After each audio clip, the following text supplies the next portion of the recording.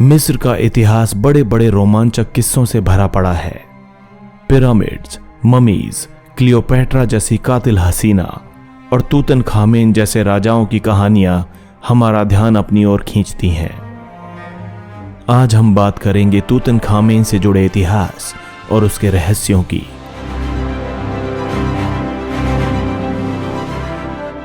तूतनखामेन का नाम सुनने में ऐसा लगता है जैसे कोई बहुत विराट और ताकतवर राजा हो, लेकिन सच तो यह है कि वो एक बच्चा था जो छोटी सी उम्र में राजा बना दिया गया, जिसकी मौत भी बहुत ही छोटी आयु में हो गई।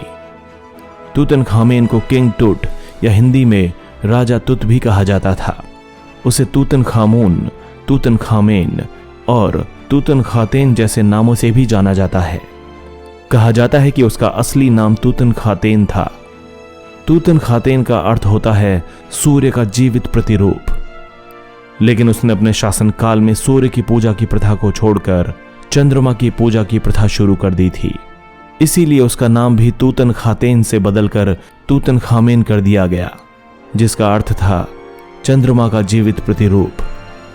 तूतनखामेन आज इसलिए इतना ज्यादा प्रसिद्ध है क्योंकि खोजकर्ताओं ने जितने भी ममीज या मकबरे खोजे, उनमें से इस राजा की ममी और उसके साथ रखा गया खजाना और अधिकतर सामान सही सलामत हालत में मिला, क्योंकि इससे पहले जितने भी मकबरे खोजे गए थे उन्हें खजानों के खोजी या लुटेरों ने लूट लिया था और ज्यादातर मकबरे खाली ही मिलते थे।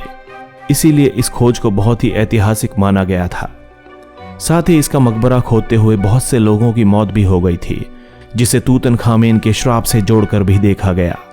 आइए जानते हैं तूतनखामेन की पूरी कहानी।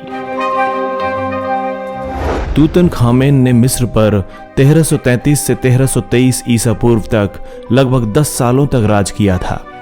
इजिप्ट के विशेषज्ञों के अनुसार तूतनखामेन के पिता का नाम अखनातन था। तूतनखामेन मिस्र के 18वें वंश का 12वां राजा था। मिस्र में राजा को फेरो या फिरौन कहा जाता था। तूतनखामेन के पिता अखनातन सूर्य की पूजा करते थे, जो कि मिस्र की सदियों पुरानी धार्मिक प्रणाली थी। मिस्र के लोग बहुत से देवी देवताओं की पूजा करते थे, लेकिन अखनातन ने पुराने रिवाजों को बदलकर सिर्फ सूर्य की पूजा की प्रथा शुरू की। अखनातन ने मिस्र की राजधानी को थेबेस से बदलकर अमरना कर दिया था।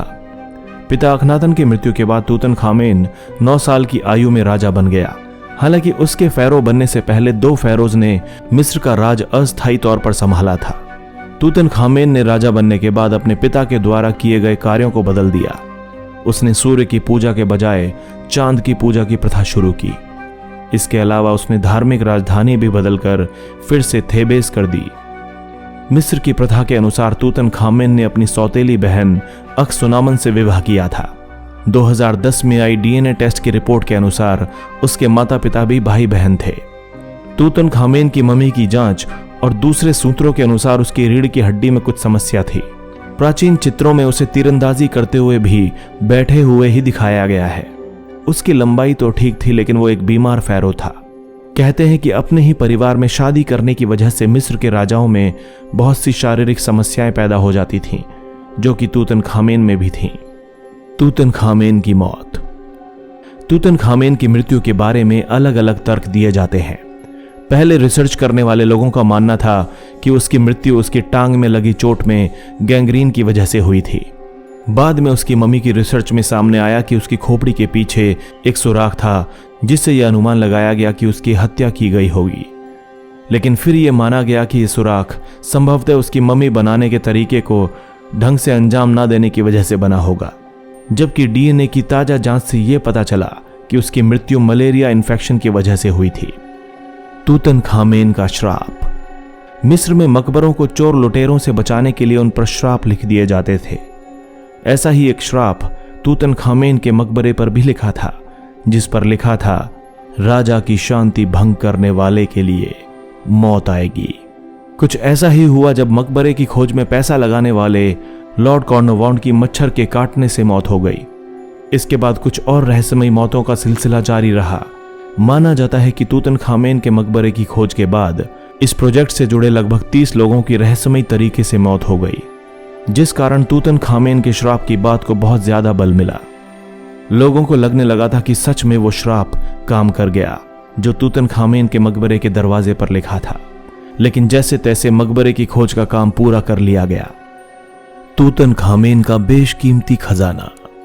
4 नवंबर 1922 को हावर्ड कार्टर की टीम को रेत में दबी मकबरे की पहली सीढ़ी दिखाई दी। अगले दिन उनकी टीम ने पूरी सीढ़ी को खोज निकाला और नवंबर के अंत तक एक चैम्बर, बेशकीमती खजाना और मकबरे का दरवाजा सामने ला दिया। दरवाजे में एक छोटा सा छेद करने के बाद कार्टर ने 26 नवंबर को सोने के खजाने से भरा एक कमरा देखा। हालांकि तूतनखामेन की मम्मी वाले ताबूत का पता काफी बाद में चल पाया था। तूतनखामेन के मकबरे में उसकी मम्मी के अलावा 5000 अन्य कीमती वस्तुएं भी मिली थीं, जिनमें से ज्यादातर सोने की थीं। इस मकबरे की पूरी खुदाई में 6 साल का समय लग गया। यहां खजाने से भरे 5 कमरे भी मिले, जिनमें सिंहासन, मूर्तियां, फर्नीचर, सोने से बना रथ, हथियार, जानवरों और गुलामों की मम्मी और सोने से बनी बेशकीमती कलाकृतियां भी प्राप्त हुईं। तूतनखामेन का ताबूत 3 बक्सों वाला था, जिसमें सबसे बाहरी लाल पत्थर का था और सबसे अंदर का ताबूत ठोस सोने से बना हुआ था, जिसका वजन लगभग 110 किलोग्राम था। किंग टुट की मौत के बाद उसके शव को मम्मी बनाकर सुरक्षित रख दिया गया। मम्मी के साथ ढेरों कलाकृतियां, गहने और खजाने भी उसकी कब्र में दफनाए गए। मकबरे में खजाना इतना ज्यादा था कि वर्ष 1922 में खोजे जाने के बाद मकबरे के सामान की लिस्ट तैयार करने में ही हावर्ड कार्टर और उनकी टीम को लगभग 10 साल लग गए। तूतनखामेन या किंग टुट के बारे में 1922 तक दुनिया जानती ही नहीं थी। मकबरे की खोज के बाद किंग टुट दुनिया का सबसे प्रसिद्ध मिस्र का फेरो और वैज्ञानिकों तथा स्टूडेंट्स की रिसर्च का विषय बन गया। दोस्तों, अगर आपको हमारा वीडियो अच्छा लगा तो प्लीज लाइक करें, शेयर करें और कमेंट करें, और हमारे चैनल हिस्टोरिक हिंदी को सब्सक्राइब करना ना भूलें, ताकि हमारी हर नई वीडियो की अपडेट आपको मिलती रहे। धन्यवाद।